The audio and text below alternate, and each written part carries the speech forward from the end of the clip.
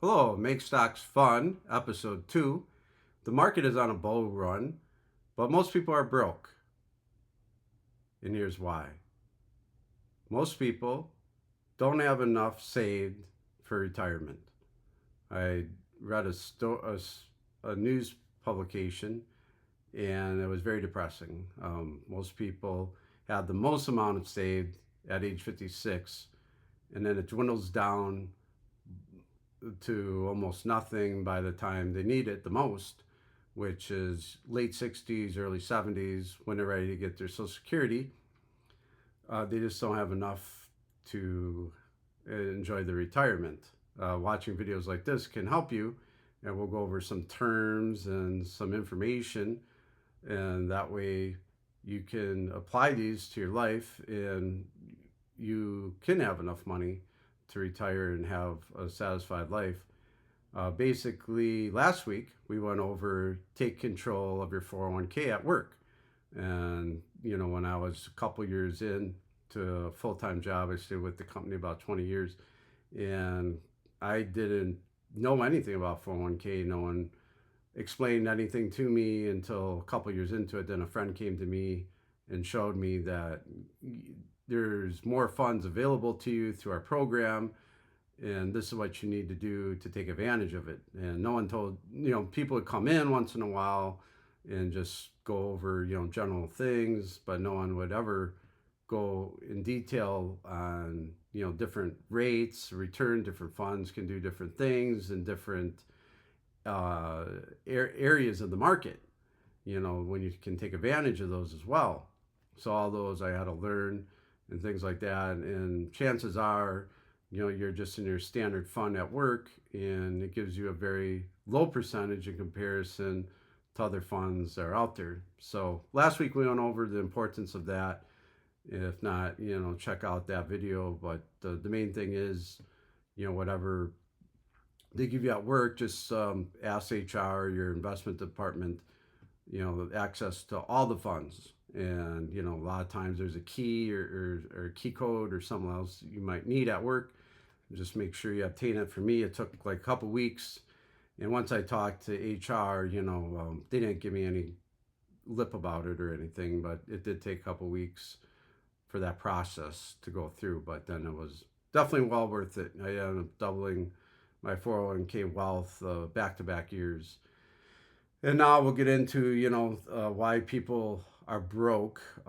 Most people just don't value money. They just look at it like, they get paid, they have expenses, they take care of their girlfriend or their spouse or what have you, take care of your family, and they're just happy to have a couple dollars in their wallet after that.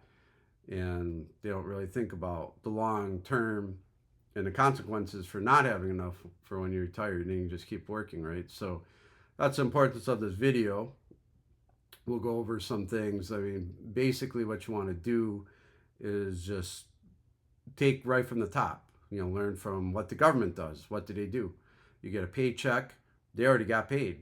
Their fee is already there. They know that, they, if they wait to the end of the year, they're more than likely they're not going to get it at all. So they learn that, just skim right from the top. We have to do the same thing. Just take a percentage automatically, put it in IRA or something like a retirement account of some kind, or increase it more at work or what have you, and take advantage of that and just try to live uh, the same type of lifestyle. I don't think you have to downgrade at all, but just learn tricks. I have a budget sheet and things of that. I have tools to help people get set up, save money, and then with the money that they save, to invest it. And that's how we get ahead. And so that's in essence what happens. A lot of people I run into, they just don't value money. So if you just change your mindset that money is a tool that can help you achieve your goals and your dreams, then just that mind shift alone will help you out. And why is it? Why do most people stay broke? It's not because most people are dumb or anything. They we never been taught money in school. That has a lot to do with it. But the other thing this is just my opinion, but I think, if you end up with the wrong girlfriend or boyfriend, I think that's number one. I think that's the number one cause of losing a lot of wealth is if you're sharing it with somebody that you don't even like after a couple years, or if you get divorced or something bad like that happens. I think emotionally and stuff like that, those are ruins. So if you can avoid those type of things. But other than that, we'll go into positive things that can turn your life around. Even if you got a divorce or what have you, we can still recover from that and make a better life out of it. I like to talk to you about rent versus owning. I think anytime you can own a place, it's beneficial. There's just so much you can do if you own a place versus renting. For one, the reason why I always encourage investing is the one trend that always stays consistent is the power of the dollar. The American dollar devalues year after year, month after month. That's the one stat that's always remained consistent in the last 2 decades of me investing. It always goes down. So if you can just put your money into something, I'm a collector, I buy Hot Wheels, things like that, and because of the inflation or what have you, they were always a buck, and now with the inflation, the pandemic or whatnot, it instantly spiraled to $1.20, $1.29.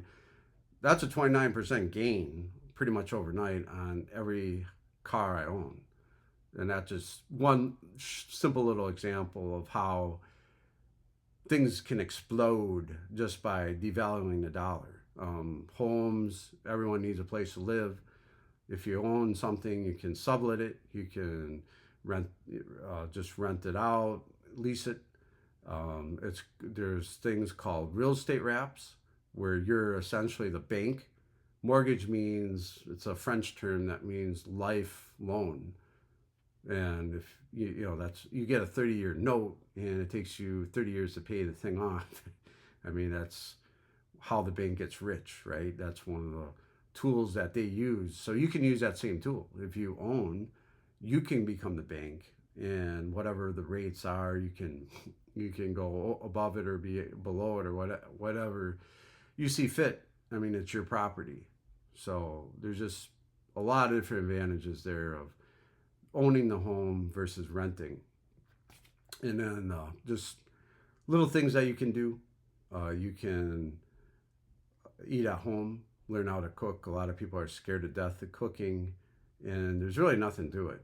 I mean, you buy a dozen eggs, crack them, you put them in a pot, and you can cook them. That's how I enjoy my breakfast and whatnot. And you can buy eggs in bulk, and it takes literally 2 minutes. And I never messed up eggs, and I'm prone to mess things up. So, and I never overcooked or anything like that. And it's been good every time. I mean, potatoes, sweet potatoes, you put them in the oven, 400 degrees for about an hour. And again, I never made a mistake. You can do this type of stuff. You don't have to eat at McDonald's, or it's expensive and the food is cold. You have a stove at home. Take advantage of that. That's a killer way to save a lot of money. And I thought I'd just show you this one thing. It's called Kachava. It's just something, again, really easy. You just add a couple scoops in the water. It's 10 meals. Right now, Target has a great deal. It's $25. So it's essentially $2.50 a meal. Takes you less than 2 minutes. You just shake it up in one of those grinder cups, add it to water, and presto, there's a meal for you. 30% savings right now at Target, so it's a really good deal. And I hope you enjoyed this video. I enjoyed making it. If you have any questions, I'd like to be your guide and help you guys out. Have a great day.